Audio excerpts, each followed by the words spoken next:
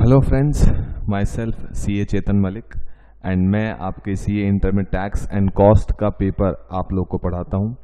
मैंने जैसे कि वादा किया था कि अपने चैनल पे कुछ वीडियोस लेके आऊँगा फ्री ऑफ कॉस्ट जो एग्ज़ाम के लिए हेल्प करेंगे। आई होप हमारी वीडियोस आपको एग्ज़ाम में हेल्प करी होंगी। कुछ फ्री वीडियोस हम लोग लेके आए टाइम टू टाइम।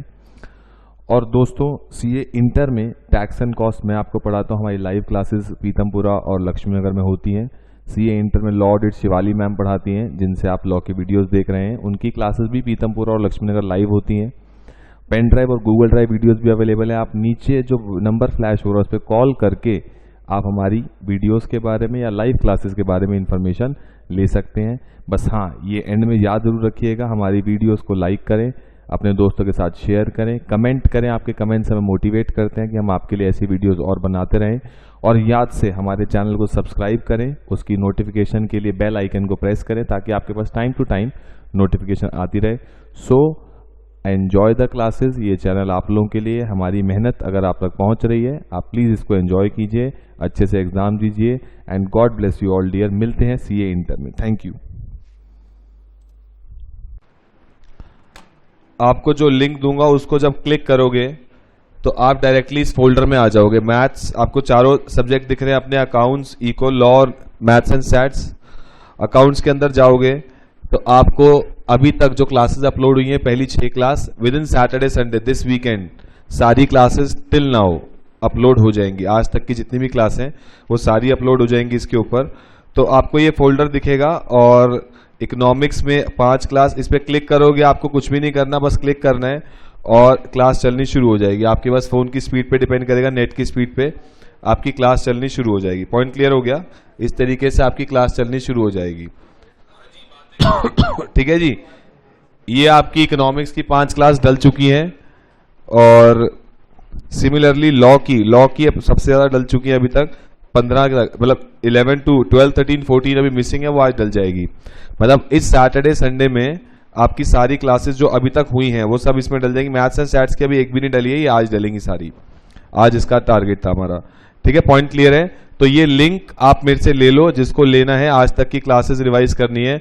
और up to a certain extent, सारी नहीं, up to a certain extent, मतलब ये मान लो कि स्टैट्स पूरी, अकाउंट्स में अप्रोक्सीमेटली अभी तक जितना हमने किया वो सब, और आगे का थोड़ा बहुत, और लॉ में भी जितना आपने कर लिया वो सब अभी तक का, और आगे का थोड़ा बहुत और। मतलब ये मान लो approximately 30 to 40% classes, 30 to 40% classes जो शुरू किए हैं वो सब ओपन डल जाएंगी। इसके बाद जो लिंक आएगा, इसके बाद आप देखोगे इस क्लास जब आप खोलोगे तो कुछ तो रेड दिख रहेगी आपको क्लासेस। रेड के बाद ना थोड़े टाइम बाद आपको ऐसी ब्लू दिखने लग जाएंगी क्लासेस। जो ये ब्लू दिख रही है, दीज आर इनक्रिप्टेड फाइल्स। ये आपके फोन पे नहीं चलेंगी, इसको कोशिश भी मत करना चलाने की, कुछ भी उखाड़ लो, ये चलेंगी नहीं। तो इसलिए इन पे ज्यादा अपना हिट एंड ट्रायल, ज्यादा टेक्निकल मत बनना इसमें। ये सब इनक्रिप्टेड फाइल्स हैं, ये नहीं चलेंगी। तो मतलब कहने का मतलब ये है कि 30 to 40% जो शुरू की क्लासेस हैं वो तो ओपन डल जाएंगी, रेड में दिखेंगी, वो आप चला पाओगे। उसके आगे लिखा होगा .mp4, इसके आगे देखो क्या लिखा है, .enc। These are encrypted files, ये इनक्रिप्टेड हैं, तो ये नहीं चलेंगी आपके फोन में। सिर्फ 30 to 40% चलेंगी, बाकी नहीं चलेंगी। और वो सिर्फ एक इसलिए कि जो लोग का एडमिशन लेट है, व्हाटएवर, किसी भी रीजन के कारण आपकी शुरू की मिस हुई है, तो अभी तक भी एक मौका है, आपकी मिस नहीं हुई है क्लासेस, आपको सारी मिल गई हैं। आगे मिस मत करना, आगे ये मौका दोबारा नहीं मिलेगा। ठीक है जी, कहानी क्लियर हो गई?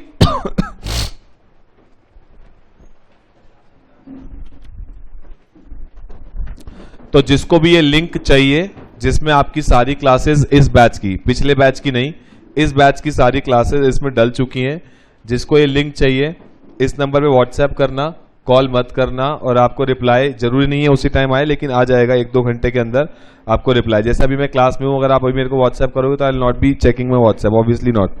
तो मैं क्लास के बाद अपना फ्री टाइम जब भी होगा 1-1.5 घंटा पूरा दिन में, तो उसमें आपको सारे लिंक व्हाट्सएप कर दूंगा। जो भी लोग इस नंबर पे मेरे को व्हाट्सएप करेंगे उनको मैं व्हाट्सएप कर दूंगा सारा लिंक। आज तक की जो भी क्लास हुई है वो डल चुकी हैं, ले लेना मेरे से, जिसको चाहिए रिवीजन पर्पस के लिए। Rest is your wish. ठीक है जी, अब चलते हैं आगे। हमारा कॉन्सेप्ट लेजर तक का हो गया है। अब हमें आज करना है ट्रायल बैलेंस। हेडिंग डाल लो, ट्रायल बैलेंस। बहुत इजी पॉइंट है ये भी।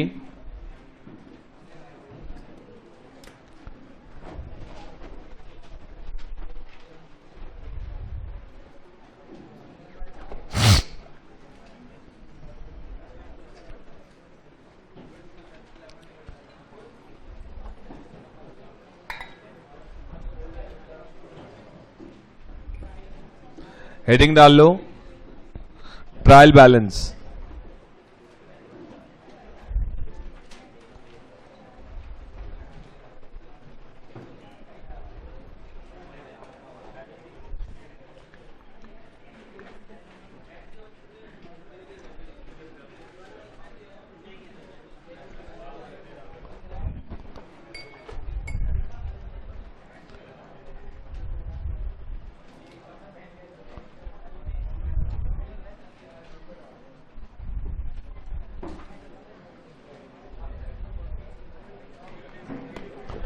सुनो जी, कहानी सुनो, अब बातें बंद कर दो।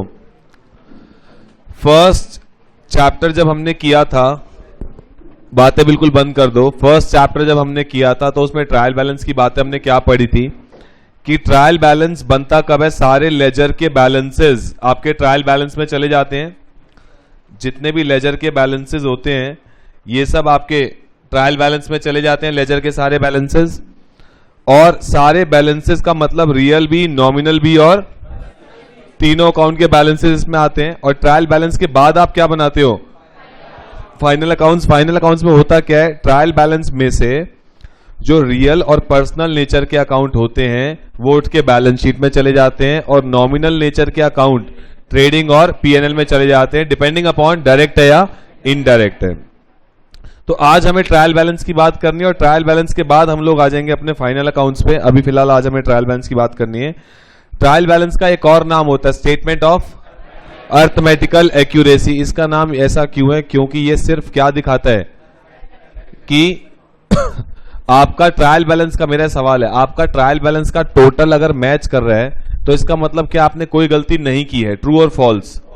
फॉल्स। इसका मतलब कोई गलती हो सकती है। ट्रायल बैलेंस का टोटल मैच करना, इसका मतलब आपने जो मैथ्स किया, मतलब जो टोटलिंग वोटलिंग की है, कैलकुलेशन की है, वो बिल्कुल सही है, उसमें कोई गलती नहीं है। लेकिन अगर error of full omission, full omission का मतलब आप एंट्री करना ही भूल गए हो, एंट्री तो करिए, उसकी पोस्टिंग भूल गए हो, तो क्या उससे ट्रायल बैलेंस पे कोई फर्क पड़ता है? नहीं सर। डेबिट में भी नहीं लिखा आपने, क्रेडिट में भी नहीं लिखा, टोटल तो फिर भी मैच कर जाएगा। पॉइंट क्लियर हुआ?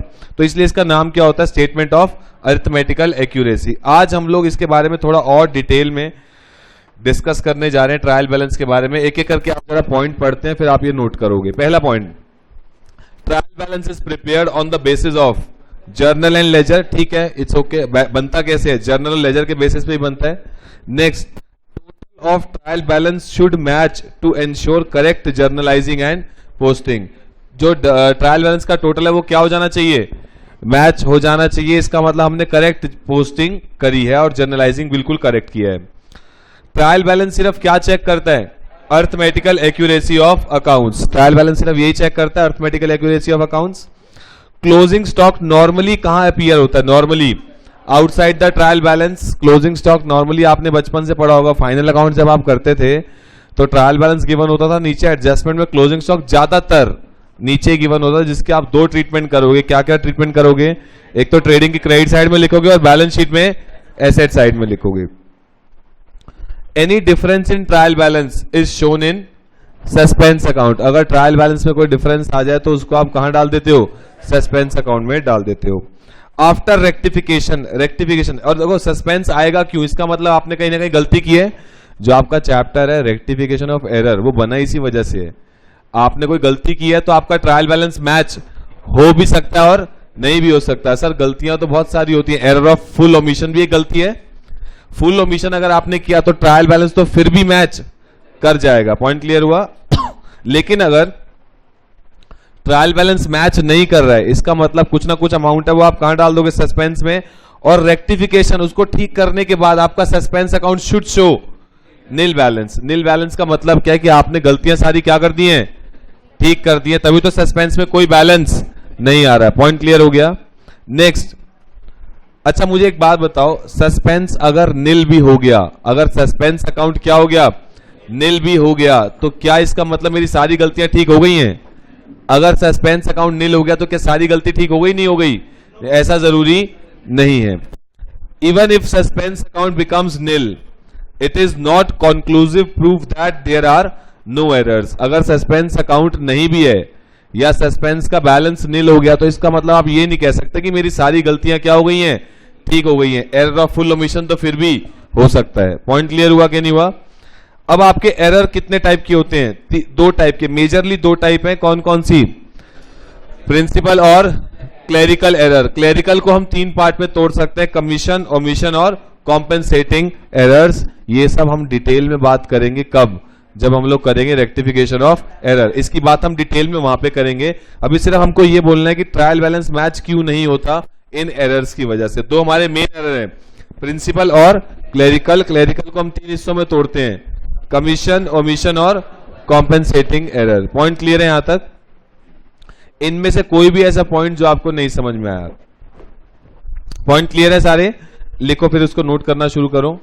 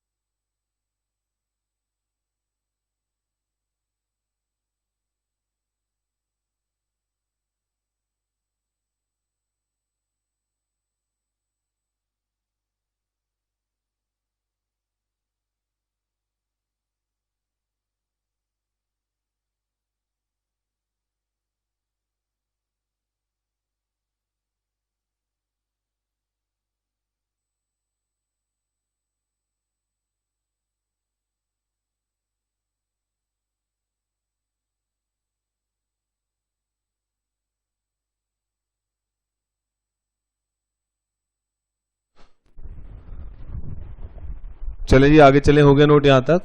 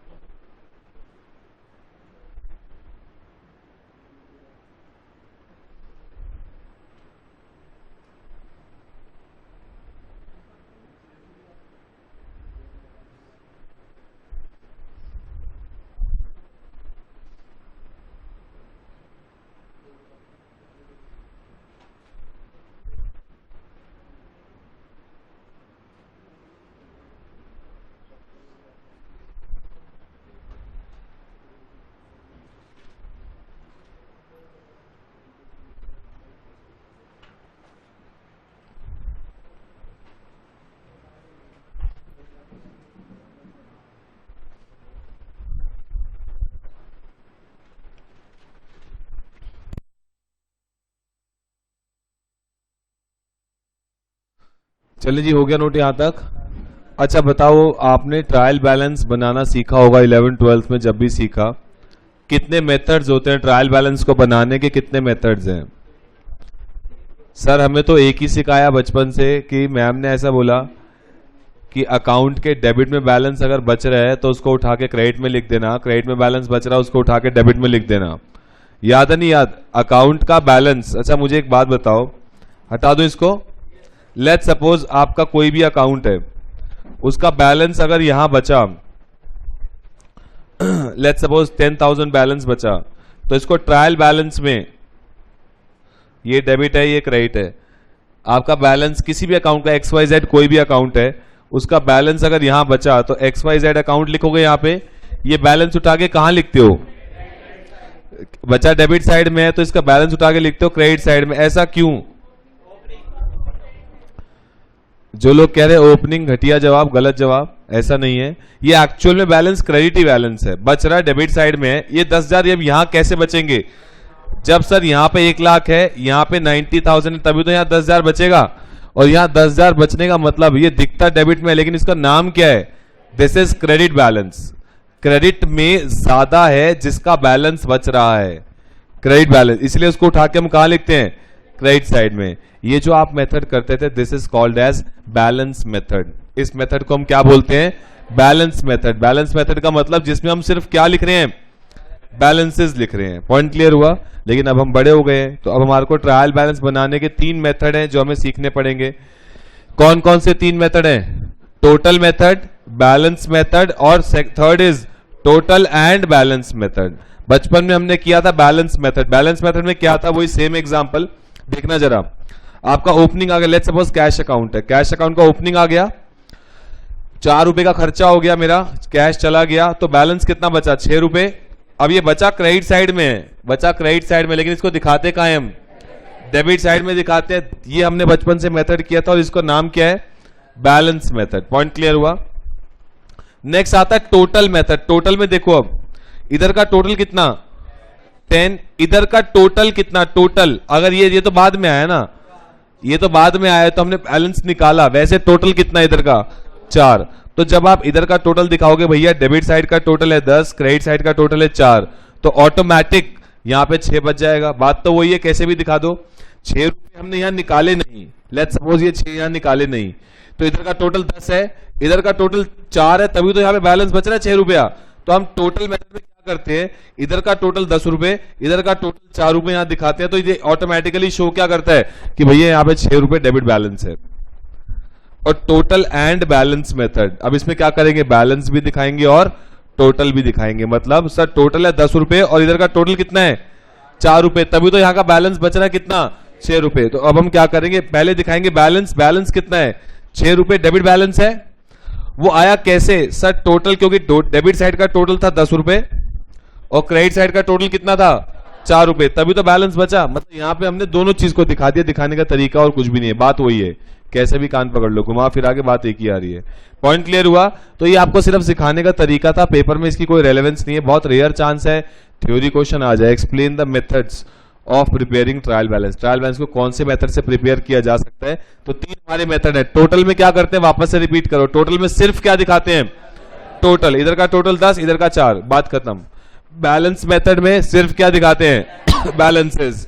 टोटल एंड बैलेंस, नाम से क्लियर हो रहा है, टोटल भी और बैलेंस भी। पॉइंट क्लियर हो गया यहां तक? नोट करो इसको।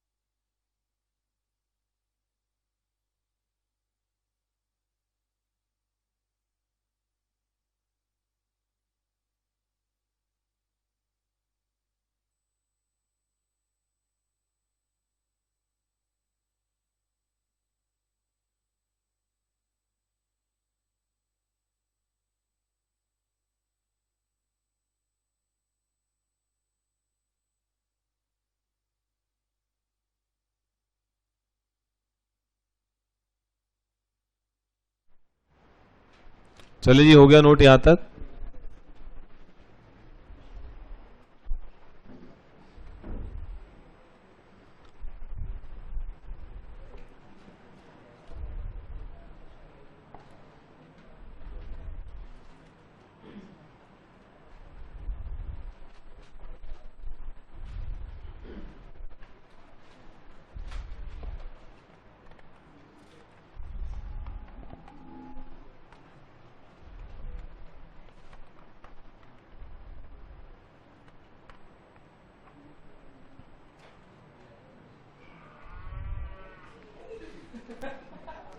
चले आगे चलें, ये अपनी आवाजें निकालना बंद कर दो। चलो आगे आ जाओ, साइलेंट कर दिया करो फोन को, हटा दो इसको।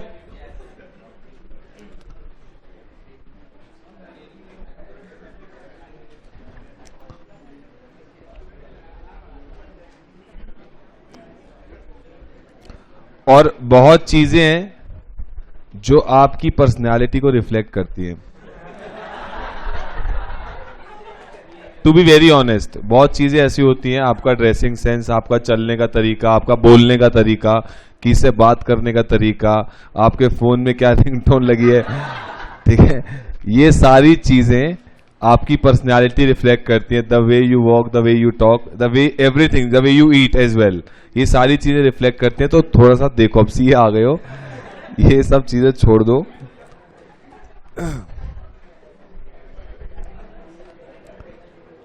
वही कहते हैं ना कि इंसान जो दिखता है एक्चुअल में वैसा हो चाहे ना हो, वो उसके बोलने से पता लगता है।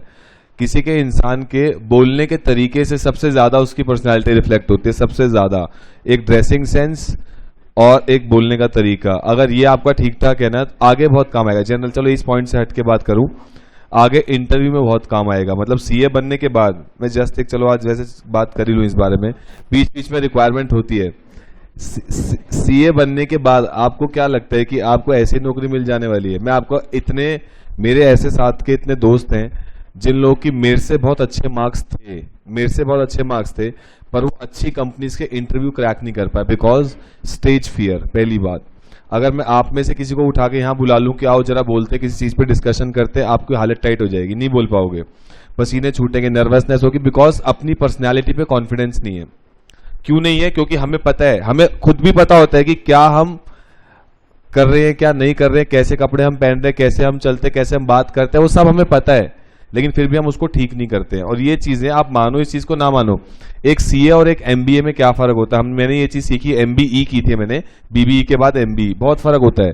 हम लोग के पास ना ज्ञान इतना सारा होता है, सीए के पास इतना सारा ज्ञान है, लेकिन हम प्रेजेंट इतना भी नहीं कर पाते किसी के सामने।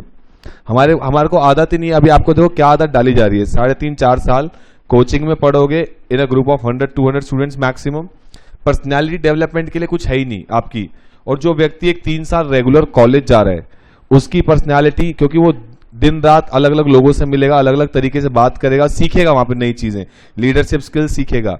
यहाँ पे कुछ नहीं, आओ घिसुओं की तरह पढ़ो, पेपर दे दो, और जो ज्यादा घिसेगा वो पास हो जाएगा, सीधी बात। पर्सनैलिटी को लेके कोई पॉइंट नहीं है, पर्सनैलिटी को लेके कोई पॉइंट नहीं है। और ये चीजें आपको एग्जाम में तो ठीक है पास करा देंगी, इंटरव्यू के टाइम पे ना बहुत दिक्कत होने वाली है। एयरटेल का इंटरव्यू था एंड अप्रोक्सीमेटली 400 लोगों ने, मैंने पहले ही बताया आपको ये बात, 400 लोगों ने एप्लीकेशन भरी थी, 400 लोगों ने एप्लीकेशन सीए की, एंड ओनली 5 उनको लेनी थे, 5 उनके पास वैकेंसी सिर्फ 5 थी, और 5 में से भी वो सिर्फ 3 लोग को लेके गए थे कैंपस प्लेसमेंट में से, सिर्फ 3 लोग को। उसका रीजन था, डिग्री सबके पास है, मार्क्स सबके आए हुए, बोलने का तरीका नहीं। यू आर रिप्रेजेंटिंग, दुनिया की नंबर 1 कंपनी है एयरटेल टेलीकॉम सेक्टर में, और वो एक ऐसे बंदे को रख ले जो अपनी बात प्रेजेंट नहीं कर पा रहा, बोल नहीं पा रहा, या उसके पसीने छूट रहे हैं ऊपर चढ़ते, तो वो लोग, वो ऐसे लोग नहीं चाहिए होते। हमारे में और एमबीए में यही फर्क है, हमारे पास ज्ञान ज्यादा है, बट हम इतना सा भी प्रेजेंट नहीं कर सकते अपना ज्ञान किसी को। अगर आपके पास बथेरी नॉलेज है, सीए फाइनल तक आ जाओगे ना, आपके पास बहुत नॉलेज आ जाएगी, बट स्टिल अगर मैं बोल दूं उसमें से थोड़ा बहुत भी यहाँ के बोल दो, आप नहीं बोल पाओगे। अंदर डर इतना बैठा हुआ है क्योंकि किसी ने कभी ये काम किया ही नहीं हमने। और वहीं एमबीए, आप मान के चलो कि इंटर लेवल में आपके कॉस्टिंग और एफएम में जो 2-3 चैप्टर हैं, एमबीए में पूरे पूरे वो सब्जेक्ट हैं, पूरी इतनी मोटी किताब है उस चीज पे, मतलब जो 2-3 आपके लिए चैप्टर है वो उनके लिए पूरा सब्जेक्ट है 100 नंबर में, जो 2-3 आपके चैप्टर हैं। ये समझ के चलो इतना डिफरेंस है एमबीए और सीए में। उनके पास नॉलेज इतनी सी होती है, वो इतनी सी नॉलेज पे भी ना पूरा पूरा दिन खड़े होकर बोल सकते हैं, उनमें पर्सनैलिटी इतनी डेवलप्ड होती है उनकी, यहाँ खड़े होकर बहुत ईजिली बहुत अच्छे से बोल सकते हैं, उनको कोई दिक्कत नहीं होती। ये फर्क होता है सीए और एमबीए में। और जहां पे एमबीए हमसे आगे निकल जाता है वो जॉब पा लेता है तुरंत, निकलते ही कॉलेज से, अच्छे कॉलेज से निकलते ही जॉब पा लेता है, बिकॉज उसको इंटरव्यू में बैठ के बोलने का तरीका है, नॉलेज इतनी सी होती है, सबको पता है, हर कंपनी को पता होता है कि हमको काम तो अपने हिसाब से सिखाना ही पड़ेगा, लेकिन बंदा तो तमीज का होना चाहिए, बंदे को रखने आप रिप्रेजेंट करोगे कल को उस कंपनी को, कंपनी आपको नहीं रख रही है, आप कंपनी को रिप्रेजेंट करोगे। और अच्छा पैकेज पाने के लिए, ये बिल्कुल प्रैक्टिकल बात बता रहा हूं, अच्छा पैकेज पाने के लिए आपके पास डिग्री तो होनी ही चाहिए, साथ साथ पर्सनालिटी डेवलपमेंट होना चाहिए। अगर आपको पता हो जीएमसीएस नाम की एक ट्रेनिंग होती है, जब आपकी सीए फाइनल हो जाएगी तो सीए आईसीआई का ऐसा कहना है कि हम लास्ट में 15 दिन आपकी ट्रेनिंग होती है, 15 दिन जीएमसीएस उसको बोलते हैं। सीए फाइनल करने के बाद आपको 15 दिन की ट्रेनिंग पे करनी होती है जीएमसीएस के नाम से। वहां पर यही सिखाते हैं कि कैसे आप किसी होटल में बैठे हो तो आपका फोक और स्पून अगर आपने उस पे क्या बोलते हैं प्लेट में ऐसे रख दिया तो दैट व्हाट इट सिग्निफाइज, आपको कैसे खाना चाहिए, कैसे खड़े होना चाहिए, कैसे कपड़े पहनने चाहिए, वो सब 15 दिन में सिखाते हैं आपको। लेकिन मेरे को टोटली इलॉजिकल लगता है ये चीजें। जो व्यक्ति 24 साल तक गवारों की तरह खाता आया उसको 15 दिन में कैसे सिखा दोगे आप? उसको नहीं सिखा 15 दिन सफिशिएंट नहीं है। ये चीजें ना, ये चीजें सिखाई नहीं जाती हैं। ये चीजें आप डे बाय डे प्रैक्टिस करोगे ना तो अपने आप आपके अंदर इनकलकेट हो जाएंगी, लेकिन आपको प्रैक्टिस करनी पड़ेगी ये सब चीजों की। 15 दिन में एक दिन आएगी एक अच्छी सी मैम हुआ कि वो टाई कैसे पहनते हैं, मन तो करता है मैं वहां भी पहना दो लेकिन वो सीख नहीं पाते। आप 15 दिन में नहीं सीख पाओगे, 15 दिन में कुछ नहीं सीख पाओगे आप। वहां पे आएगा व्यक्ति, पर्सनालिटी कैसे आपको वॉक करनी, ये सब चीजें 15 दिन में सिखाते हैं। वहां पे होता कुछ भी नहीं है उस 15 दिन की ट्रेनिंग में, बस ठीक है फालतू शाम को प्रोग्राम जरूर बन जाते हैं सबको घूमने फिरने का, और कुछ नहीं है वो सब, इसीलिए 15 दिन की ट्रेनिंग वहां पे होता कुछ नहीं है। मेरा कहने का पॉइंट ये है कि अभी से सीखो चीजों को, अभी से नहीं सीखोगे ना तो आगे इंटरव्यू के टाइम पे आपको दिक्कत होगी। मेरे से लिख के ले लो, हर अच्छी कंपनी का सबसे पहले जीडी सेशन होता है, ग्रुप डिस्कशन, और उस ग्रुप डिस्कशन में 10 में से वो 1 लोग को लेते हैं। जैसे फॉर एग्जांपल किसी कंपनी को 10 लोग चाहिए तो वो 100 लोग को बुलाएंगे, 100 लोग का 10-10 का एक ग्रुप बनाएंगे और उनमें एक टॉपिक दे देंगे डिस्कशन के लिए, और 10 में से किसी एक को सिलेक्ट करेंगे। अब आप ये समझ लो 10% रिजल्ट तो वही हो गया, आपको 10 में से 1 में आना, और उसमें से भी सिर्फ उसको सिलेक्ट करेंगे जिसकी इंग्लिश स्पीकिंग अच्छी होगी, जो सब में लीडर के रूप में उभर के आएगा, उसको सिलेक्ट करते हैं। आप बैठे चुपचाप बैठे बोल ही नहीं पा रहे, आप तो वैसे ही बाहर हो, खत्म, आपका वही सेक्शन 1 ही क्लोज, उस कंपनी में आपको जॉब नहीं मिलेगी। जीडी क्लियर होता है, उसके बाद 4-5 राउंड्स होते हैं, ये एक तरीके से वही वर्ल्ड कप चलता है वहां पे, 4-5, फिर जो सेमीफाइनल होगा फिर फाइनल होगा, फिर जाके आपको जॉब मिलेगी अच्छी कंपनी में। ये समझ के चलो इतना तगड़ा सिलेक्शन प्रोसेस होता है अच्छी कंपनीज का। मैं बात कर रहा हूं एयरटेल, अमेजॉन, इन सब बड़ी बड़ी कंपनीज की बात कर रहा हूं जो स्टार्टिंग पैकेज आपको 1 से 1.5 लाख रुपए पर मंथ देती हैं। मैं उन कंपनीज की बात कर रहा हूं। किसी गिस्सू सीए के अंडर लगना है 30,000 रुपए महीने में, वो तो आपको ऐसे ही रख लेगा। एक सीए मिल रहा है 30,000 रुपए महीने में, तो कोई दिक्कत थोड़ी है, लेकिन that is completely up to you. ये चीजें आपको जीवन में वैसे कोई सिखाएगा नहीं, बाद में जाके रियलाइज होंगी यार ये हमने क्या कर दिया, डिग्री तो ले ली लेकिन हमारी पर्सनैलिटी हमने डेवलप नहीं की ड्यूरिंग द कोर्स, जो आपको खुद करनी है। मतलब ये खैर मेरा एक तरीका था, जब मैं आपके जमाने में था मेरे को कोई समझाता था, आपको व्हाट्सएप करना है पूरा दिन, अपने दोस्तों से व्हाट्सएप करो, ट्राई करो इंग्लिश में करो, अभी से आदत डाल लो, इंग्लिश में बात करो आपस में एक दूसरे से व्हाट्सएप के जरिए। आपकी देख लेना इंग्लिश, मेरी इंग्लिश जो इंप्रूव हुई है व्हाट्सएप के जरिए हुई है। मैंने इंग्लिश की क्लास थोड़ी ली थी, इतने सारी वोकैबुलरी बढ़ गई। आजकल तो गूगल अपने आप एक नया वर्ड आप कुछ टाइप करो, गूगल उसकी करेक्ट स्पेलिंग और वर्ड आपको निकाल के दे देता है। इससे बढ़िया और क्या चाहिए? गूगल आपको सिखा रहा है। बस इतना कर लो कि आपस में व्हाट्सएप करो, इंग्लिश में करो, कोशिश करो। हिंदी में घटिया हिंदी, उल्टी सीधी हिंदी छोड़ दो, काम नहीं आएगी आपके। इंग्लिश में व्हाट्सएप करो, अच्छे से पूरा प्रॉपर सेंटेंस बना के आप मेरे से लिख के ले लो। आपके थ्योरी पेपर में आपको इतनी मदद मिलेगी ना, जब आपको पता तो होगा लेकिन आप लिख नहीं पा रहे होगे बिकॉज ऑफ योर इंग्लिश, वो आपको बहुत मदद मिलेगी और आगे भी मतलब आपको बहुत इंप्रूवमेंट मिलेगी। और पर्सनैलिटी डेवलपमेंट अभी से शुरू कर दो, और कुछ डेकोरम चाहिए होता है आगे। अभी सोचो यही भैंस वाली टून आपके इंटरव्यू में बच जाए, वहां बच जाए तो क्या होगा? आपको क्या लगता है क्या होगा? वहीं से बाहर एग्जैक्टली तो थोड़ा सा इन चीजों को अभी से सीखो. अपार्ट फ्रॉम जोक्स, ठीक है, 11-12 तक हर कोई ऐसा ही होता है और तुम्हें धीरे धीरे वो चीज कोई सिखाएगा तो तुम सीख जाओगे, ऐसी कोई बात नहीं है. 11-12 तक सब लोग ऐसे ही होते हैं, ऐसी कोई दिक्कत वाली बात नहीं है. पर अभी से ना थोड़ा सा अपने अंदर प्रोफेशनलिज्म लेके आओ, अपने अंदर थोड़ा सा देखो, जिनको सीए करनी है और अच्छा पैकेज पाना है, मैं उनकी बात कर रहा हूँ. जिनको टाइम पास के लिए सीए कर रहे हैं, पापा के गले पे जाके बैठना है, बिजनेस में ही बैठना है या कुछ भी करना है, उनके लिए मैं बात नहीं कर रहा हूँ. मैं फ्रैंकली बोल रहा हूँ, मेरा पैकेज स्टार्टिंग 1.5 लाख रुपए महीना था एयरटेल में. मैं इसलिए एयरटेल का एग्जांपल दे रहा हूँ बिकॉज 5 लोग को लेना था. आईसा कैंपस प्लेसमेंट में सिर्फ 3 लोग को लेके गया था, उसमें से एक मैं भी था. आउट ऑफ 400 3 लोग को लेके गया था आईसा, सिर्फ 3 लोग को एयरटेल, उसमें से एक मैं था. 1.5 लाख का स्टार्टिंग पैकेज था मेरा. बट ठीक है, मेरे को उससे भी तसल्ली नहीं थी तो मैंने वो भी छोड़ दिया 6 महीने बाद. पर पॉइंट वो नहीं है, पॉइंट ये है कि आप कहाँ स्टैंड करते हो, आपकी पर्सनैलिटी उस चीज को बताती है. आप सीए कर लो, जितनी बड़े से बड़ा कोर्स कर लो, बट अगर आप उसको बता ही नहीं पाओगे इंटरव्यूअर को मुझे इतना ज्ञान है, आप बता ही नहीं पा रहे हो, तो उसको कैसे पता लगेगा कि आपको इतना ज्ञान है. तो वो चीज बहुत जरूरी है, आपकी पर्सनैलिटी डेवलप आपको करनी बहुत जरूरी है. इंटर लेवल पे आओगे धीरे धीरे. हम लोग यहाँ पे सोच रहे थे, ऐसा कभी हमारे जीवाने में प्लान था कि हम लोग यहाँ पे पर्सनैलिटी डेवलपमेंट की क्लास शुरू करें, पर फिर बाद में ये समझ में आया कि ये लोग सीए ही नहीं कर पा रहे भी फाउंडेशन. ये सब होना चाहिए इंटर से फाइनल के बीच में. जब आपकी 3.5 साल की ट्रेनिंग होगी ना, तो आपको कहीं ना कहीं छोटे छोटे courses, personality development, English courses करते रहना चाहिए खुद बाय खुद, जो आपको आईसीआई नहीं कराने वाला. जो बाकी college going students, MBA going students को अपने आप आ जाते हैं, सीए बच्चों को, कि मैं भी उस चीज से गुजरा हूं, सीए बच्चों को अपने आप कुछ नहीं आएगा. ड्यूरिंग योर इंटर, जब इंटर से फाइनल की ट्रेनिंग चल रही होगी 3 साल की, छोटी छोटी चीजें, अच्छा सा टैली का कोर्स कर लिया, एक कंप्यूटर कोर्स कर लिया, ये क्योंकि ये सब आईसीआई सिखाएगा नहीं और इन सब की जरूरत पड़ती है. एक सीए के पास, सीए की डिग्री के साथ साथ अच्छी इंग्लिश, अच्छी पर्सनैलिटी, अच्छा टैली का नॉलेज, सॉफ्टवेयर की नॉलेज, ये सब होनी जरूरी है, जो आईसीआई तो सिखा ही नहीं रहा. आपको जॉब में जाके दिक्कत होगी. तो साथ साथ इंग्लिश, पर्सनैलिटी डेवलपमेंट और अपना एक कंप्यूटर कोर्स, छोटे मोटे साथ साथ करते रहो, जिससे आपको फाइनल तक जाते जाते बहुत कुछ सीख जाओगे जो इंटरव्यू के लिए काम आएंगे आपके. तो ये चीज आप कर सकते हो. खैर, अभी आ जाओ पेज नंबर 111 पे.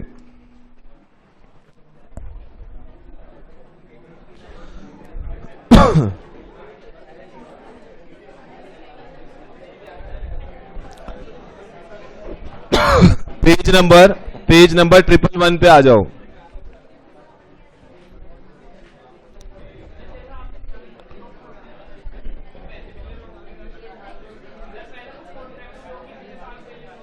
वो बॉन्ड होता है अलग अलग कंपनी में, जरूरी नहीं है आप भरो या ना भरो, आपकी मर्जी है. लिखो जी, आओ पेज नंबर 111 पे आ जाओ, बातें नहीं करो.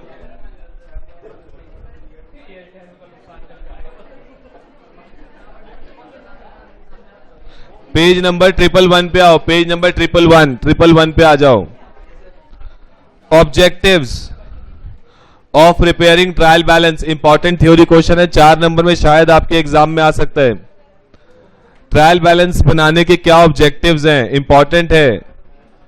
क्या लिखोगे, ट्रायल बैलेंस क्यों बनाना चाहिए, क्या ऑब्जेक्टिव्स हैं आपको ट्रायल बैलेंस बनाने से? आओ मेरे साथ पढ़ लो. ट्रायल बैलेंस बनाने से क्या पता लगता है कि आपने जो पोस्टिंग और अदर अकाउंटिंग प्रोसेस किए हैं वो विदाउट कमिटिंग अर्थमेटिकल एरर्स किए हैं या नहीं किए हैं. ट्रायल बैलेंस बनाने से ये पता लग जाता है हमारा ऑब्जेक्टिव्स क्या है. ट्रायल बैलेंस बनाने को क्यों बनाते हैं हम ट्रायल बैलेंस, क्या पता लग जाए कि हमने जो पोस्टिंग की है और अकाउंटिंग प्रोसेस जो भी किया आज तक, उसमें कोई अर्थमेटिकल गलती तो नहीं है. ट्रायल बैलेंस बनाने का ये मोटिव है. उसके बाद फाइनेंशियल स्टेटमेंट्स जो बनती हैं वो किस पे बनती हैं, और normally prepared on the basis of trial balance के बेसिस पे या फाइनेंशियल स्टेटमेंट बना पाओगे. तो हमारा ऑब्जेक्टिव, हम यह बात कर रहे हैं कि ट्रायल बैलेंस क्यों बनाए, क्या ऑब्जेक्टिव है. नेक्स्ट, और उसके बाद ये कैसे एक्ट करता है, ये बेसिकली हमारे को समराइज्ड वे में बता देता है कि हमने लेजर तक क्या किया क्या नहीं किया. लेजर के बैलेंसेस को एक समराइज्ड वे में हमें ये दिखा देता है. पॉइंट क्लियर हुआ. तो ट्रायल बैलेंस बनाने के 3 ऑब्जेक्टिव क्या रहे. पहला ऑब्जेक्टिव, हमने क्या पोस्टिंग और अदर अकाउंटिंग जो प्रोसेस किए आज तक उसमें कोई अर्थमेटिकल गलती तो नहीं है. दूसरा, फाइनेंशियल स्टेटमेंट बनाने के लिए आपको ट्रायल बैलेंस चाहिए ही चाहिए. और तीसरा, ये आपको क्या बताता है, समरी बताता है, आज तक आपने जो लेजर बनाया उन सबकी समरी बताता है. पॉइंट क्लियर हो गया. नेक्स्ट, लिमिटेशंस क्या है ट्रायल बैलेंस की. थ्योरी क्वेश्चन शायद आपके एग्जाम में आ सकता है, 4 नंबर का डायरेक्ट सवाल. लिमिटेशंस क्या है ट्रायल बैलेंस बनाने की, क्या लिमिटेशंस है, क्यों, क्या नुकसान है. पहला सबसे बड़ा नुकसान क्या है, it is not conclusive proof of accuracy. इसका मतलब जो अभी हमने बात की ट्रायल बैलेंस का मैच हो जाना, क्या ये शो करता है आपने कोई गलती नहीं की होगी? नहीं, गलती तो फिर भी हो सकती है। नेक्स्ट, ट्रांजैक्शंस जो आपने जर्नल में डाली ही नहीं, जो ट्रांजैक्शन आपने जर्नल में डाली ही नहीं, क्या उसका इफेक्ट ट्रायल बैलेंस में शो हो रहा होगा? नहीं सर, हो ही नहीं रहा होगा। रॉन्ग अमाउंट अगर आपने दोनों कॉलम में डाल दिया है एक बात बताओ, आपको एंट्री करनी थी कैश टू सेल 500, आपने एंट्री कर दी कैश टू सेल 5000, दोनों तरफ गलती की है, तो क्या ट्रायल बैलेंस ये बता पाएगा? नहीं बता पाएगा। Wrong account has been mentioned in journal. एक बात बताओ, एंट्री करनी थी कैश टू सेल 500, आपने डेटर टू सेल कर दिया 500, तो क्या ट्रायल बैलेंस इस गलती को पकड़ पाएगा? नहीं, क्योंकि दोनों तरफ अमाउंट तो ठीक है, कोई दिक्कत नहीं है। एंट्री की ही नहीं आपने, ओमिशन, फुल ओमिशन को क्या ट्रायल बैलेंस पकड़ पाता है?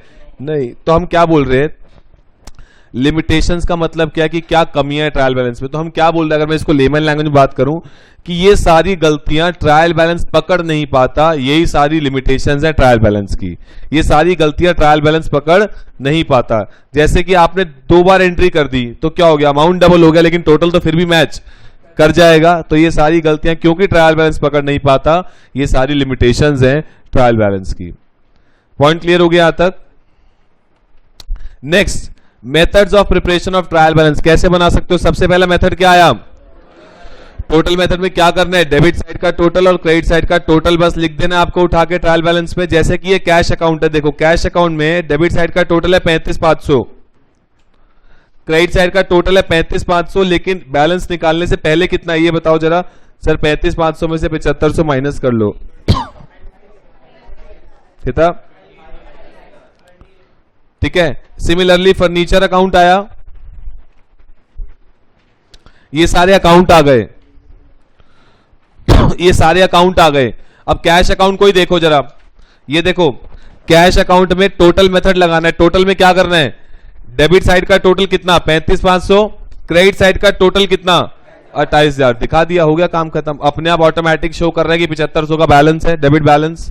टोटल में करना क्या होता है, आपको डेबिट साइड का टोटल और क्रेडिट साइड का टोटल लिखना होता है। पॉइंट क्लियर हुआ? नेक्स्ट, फर्नीचर, कोई भी अकाउंट उठा लो। नेक्स्ट है फर्नीचर अकाउंट। फर्नीचर अकाउंट में डेबिट साइड का टोटल कितना है 3,000, क्रेडिट साइड का टोटल कितना है बताओ जरा 0। बैलेंस निकालने से पहले बताना है टोटल, तभी तो बैलेंस रिफ्लेक्ट होगा देखो फर्नीचर में debit side 3,000, credit side 0। Point clear हो गया? यहां तक चेक कर लो सारे बैलेंस ठीक है कि नहीं। 5 मिनट लगाओ फटाफट, सारे चेक करो टोटल सही है कि नहीं सही। ट्रायल बैलेंस में देखो, टोटल चेक करो।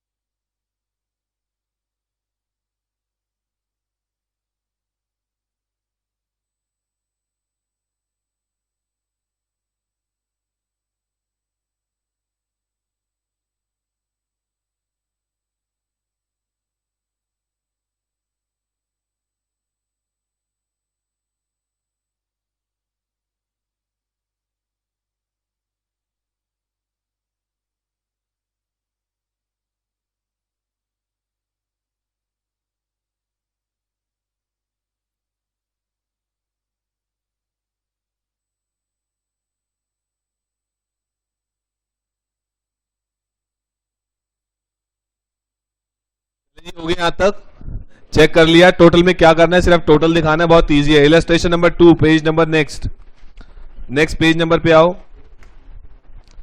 अब नेक्स्ट पेज देखो, अगर उसी इलस्ट्रेशन को बैलेंस मेथड से करना हो तो क्या करोगे, जो बचपन से करते आए हैं। सिर्फ क्या दिखाएंगे हम, बैलेंसेस। जैसे कैश अकाउंट का बैलेंस कितना था 7500, डेबिट में दिखा दिया, डेबिट बैलेंस था तो डेबिट में दिखा दिया। ऐसी बस फटाफट 2 मिनट लगाओ, चेक करो सबके बैलेंस। अभी ये इसमें ये नहीं चेक करना बैलेंस ठीक लिखे, वो तो लिखे ही है। आपको दिमाग लगा के बस ये सोचो बैलेंस किस तरफ आना चाहिए, वो ठीक है नहीं ठीक, वो चेक करो एक बार फटाफट से चेक करो।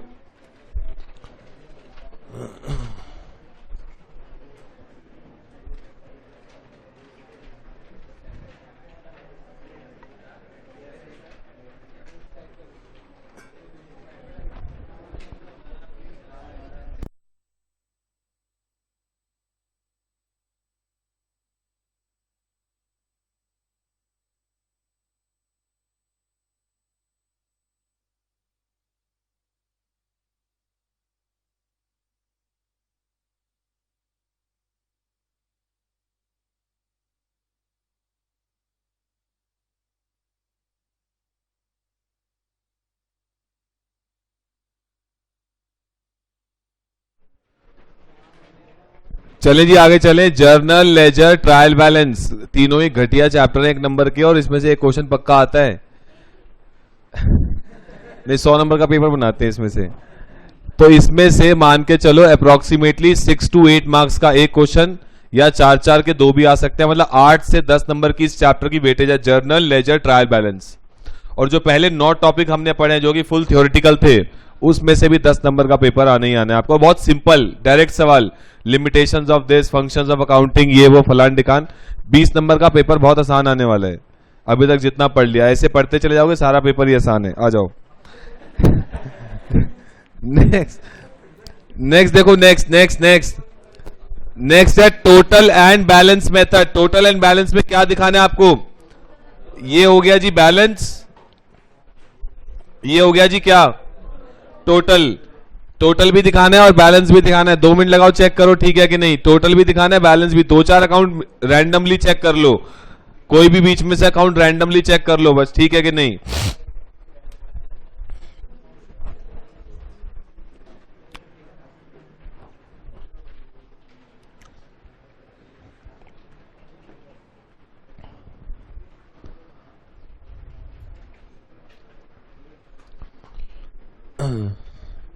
रैंडमली चेक कर लो कोई भी 2-3 अकाउंट, ठीक है कि नहीं।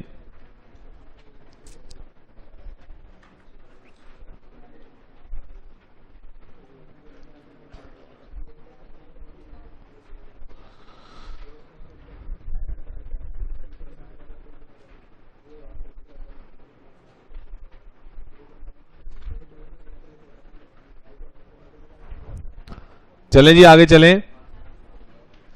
Next illustration number 3। अब आओ जरा देखो, following are the ledger balances. आपको लेजर के बैलेंसेस गिवन है।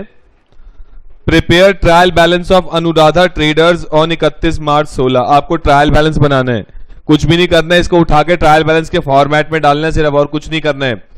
बस आप मुझे ये बता दो, कैपिटल अकाउंट का बैलेंस गिवन है, किधर को जाएगा? डेबिट में, क्रेडिट में? क्रेडिट में। Sales, purchase, sale return, discount allowed, debit. Expense, debit. Next trade receivable, debit. Trade payables, credit. Investment, debit में cash at bank, debit. Interest received on investment, interest received on investment, credit. क्यों? Insurance paid, debit में। Point clear हो गया? बस आपको करना यही था कि इसमें सारे बैलेंसेस को उठा के डेबिट बैलेंस जिनका है वो अलग दिखा दिए, क्रेडिट बैलेंस जिनका है वो अलग से दिखा दिए। आपको फॉर्मेट प्रॉपर वही बनाना है जो आप बनाते आए हो आज तक। Debit, credit, serial number, account का नाम, और डेबिट बैलेंस है या क्रेडिट बैलेंस है। पॉइंट क्लियर हो गया? और ऑब्वियसली दोनों का टोटल क्या होना चाहिए? मैच होना चाहिए। नेक्स्ट आओ जरा, नेक्स्ट पॉइंट पे आ जाओ, नेक्स्ट इलस्ट्रेशन पे आ जाओ। फ्री के नंबर है दोनों तीनों के, journal, ledger, trial balance. Illustration number 4। One of your clients mister Singhania asked you to finalize the accounts till date. उसने सारी ट्रांजैक्शन रिकॉर्ड किए हैं और ये सारी आपको चीजें बता रहे हैं, सिंघानियास, कैपिटल, ड्रॉइंग्स, ये सब फलान डिकान, डेबिट क्रेडिट बैलेंस आपको बता रखे हैं। The closing inventory on 31 March, closing inventory की वैल्यू 574 है।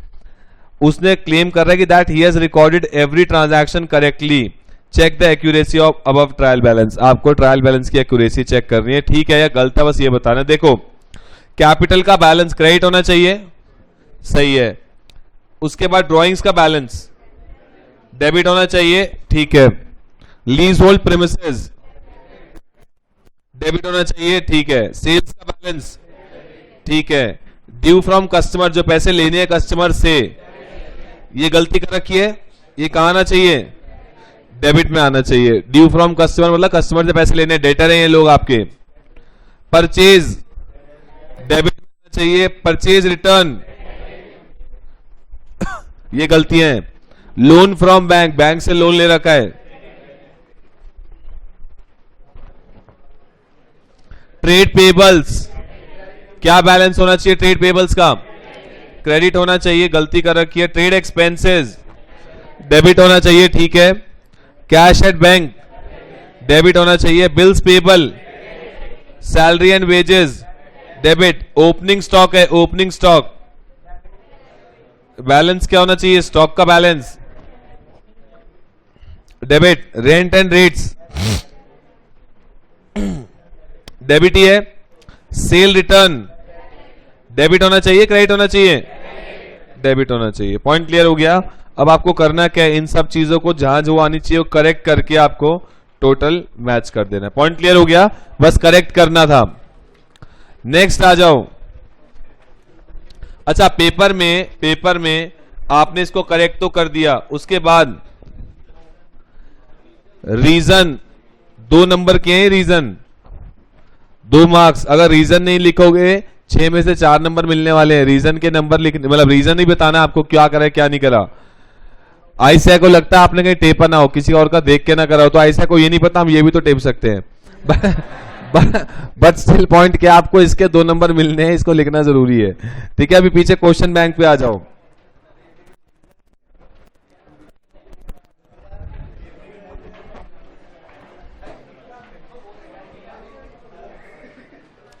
पेज नंबर आ जाओ 252।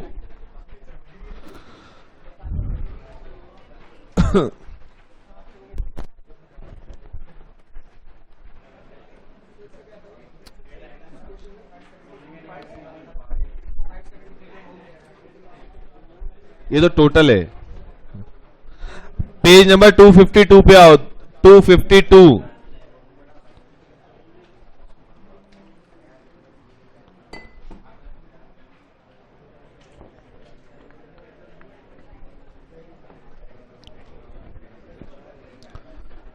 आओ जी, पेज नंबर 252 पे आ जाओ।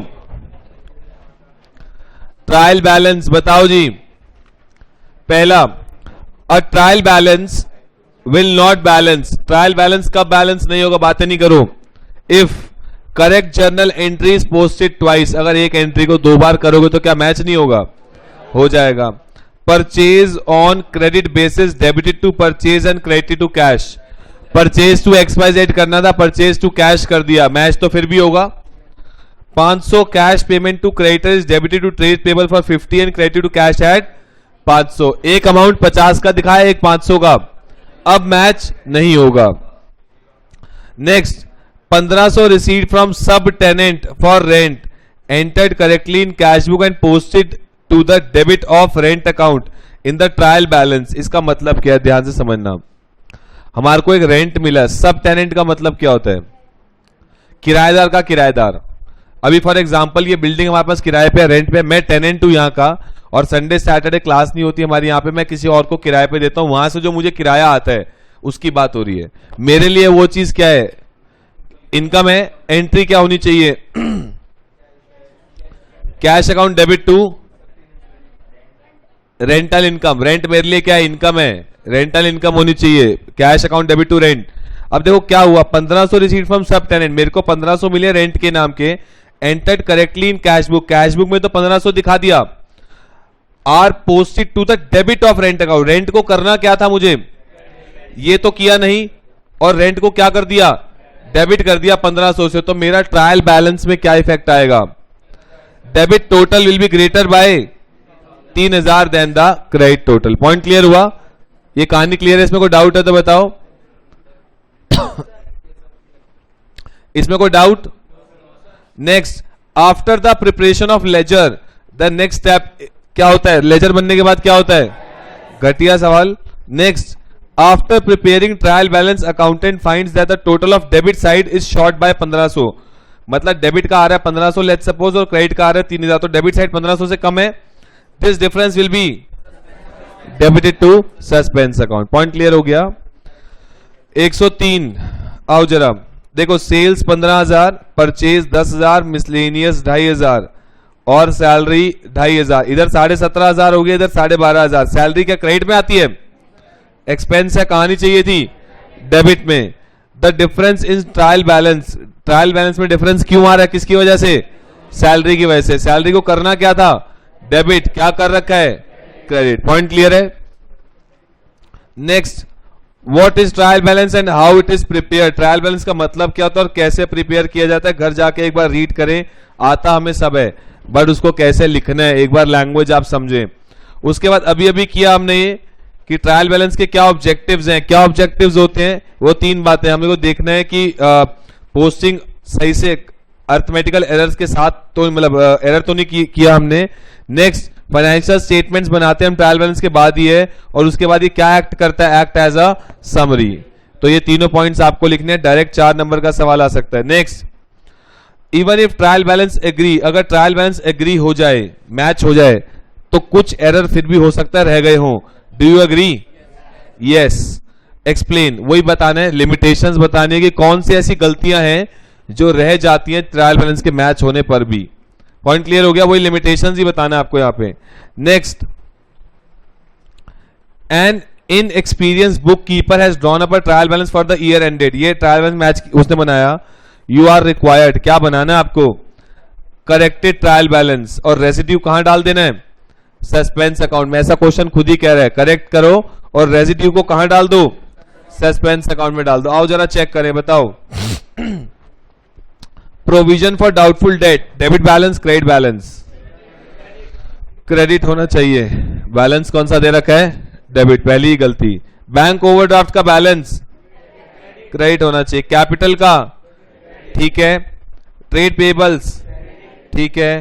Trade receivable, debit. Discount received, debit या क्रेडिट? इनकम है, discount allowed, debit. Drawings, debit. Office furniture, debit. General expense, debit होना चाहिए। नेक्स्ट, परचेजेस, डेबिट होना चाहिए। रिटर्न्स इनवर्ड का मतलब सेल रिटर्न का बैलेंस, डेबिट होना चाहिए। रेंट एंड रेट्स, ठीक है। सैलरी, ठीक है। सेल्स, ठीक है। इन्वेंट्री, ठीक है। Provision for depreciation, provision for depreciation होना चाहिए, क्रेडिट होना चाहिए, ठीक है। टोटल, फिर उसके बाद जो भी आएगा उसको हम बैलेंस को कहां डाल देंगे? सस्पेंस अकाउंट में। बैलेंसिंग फिगर हम लोग ठीक करने के बाद जो बैलेंसिंग फिगर आएगी उसको सस्पेंस में डाल के जो भी टोटल आएगा उसको करेक्ट कर देंगे। पॉइंट क्लियर हो गया?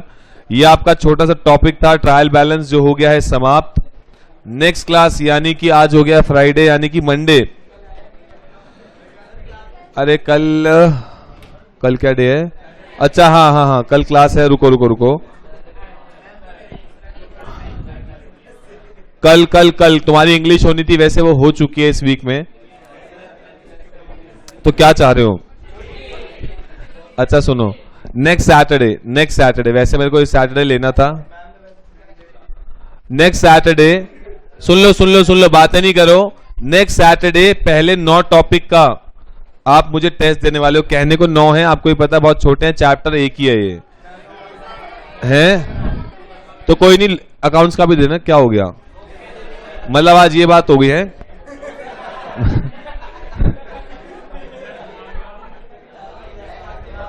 मतलब भेदभाव ना करें आप मैम और मेरे बीच, ठीक है। मानता हूं लड़कों की तादाद यहां पे ज्यादा है, बट स्टिल जो भी है, सुन लो, बातें नहीं करो।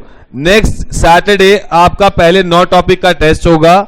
जिन्होंने नहीं किया है उनके पास टाइम भी मिल गया है, वो मेरे को मैसेज करे, मैं उनको लिंक दे दूंगा सारी क्लासेस का। वो घर पे पूरा हफ्ता बैठ के आते जाते रास्ते में देख सकते हैं। तो ये बहाना लेके मेरे पास ना आए कि सर हमने किया नहीं है। तो आपको संपर्क करें, इस नंबर पे संपर्क करें। और सारी क्लासेस फाउंडेशन नवंबर 19 यानी आपके बैच की अपलोड हो गई है गूगल ड्राइव पे, या आज मैक्सिमम हो जाएंगी। तो आप सारी क्लासेस देख सकते हैं, अभी तक की जितनी हुई हैं गूगल ड्राइव पे डल जाएंगी। तो ये बहाना ना मारें कि हमने कुछ किया नहीं है। आप नेक्स्ट सैटरडे पहले 9 टॉपिक का टेस्ट देने वाले हो, ठीक है। Okay, tata, bye bye.